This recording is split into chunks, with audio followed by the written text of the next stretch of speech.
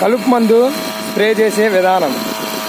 First మనం చేయవలసింది ఏంటంటే, ఇక్కడ 3 డబ్బాలు అంటే 3 లిక్విడ్, ఒకటేమో రా మెటీరియల్ ఇచ్చారు. రా మెటీరియల్నేమో నీళ్ళల్లో వేసుకొని బాగా కొడితే అది కూడా లిక్విడ్గా మారిద్ది. అలా లిక్విడ్గా మారిన తర్వాత మూడింటిని, సపోజ్ ఇప్పుడు 1 లీటర్ ఉందనుకో, 1 లీటర్ అనేది 1000 ml కదా. 1000 ml అంటే 1 లీటరు మనం ఎన్ని ట్యాంకులు, ఎకరాకి ఎన్ని ట్యాంకులు కొట్టగలం? కొంతమంది 5 కొడతారు, కొంతమంది 6 కొడతారు. అంటే 1000 డివైడెడ్ బై 6 వేసిందనుకో ఎన్ని ml వచ్చిద్దో తెలిసిద్ది. అలా తెలిసినప్పుడు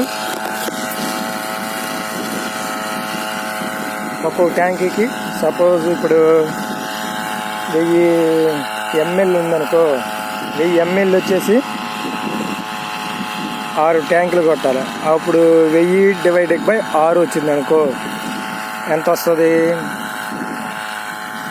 మీరే తర్వాత క్యాలిక్యులేషన్ చేసి చెప్పండి నాకు. అంటే కొంచెం మనకి లెక్కల్లో వీక్, మళ్ళీ క్యాలిక్యులేటర్ ఓపెన్ చేసి మళ్ళీ దాంట్లో చెక్ చేసి మీకు చెప్పలేను, మీకు అర్థమై ఉంటుంది అనుకుంటా. అలా స్ప్రే చేసుకుంటే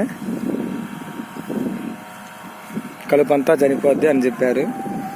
మాకు ఆ మందు వాడేటప్పుడు ఖచ్చితంగా తడి ఉండాలని చెప్పిండు మందు కొనుక్కునేటప్పుడు.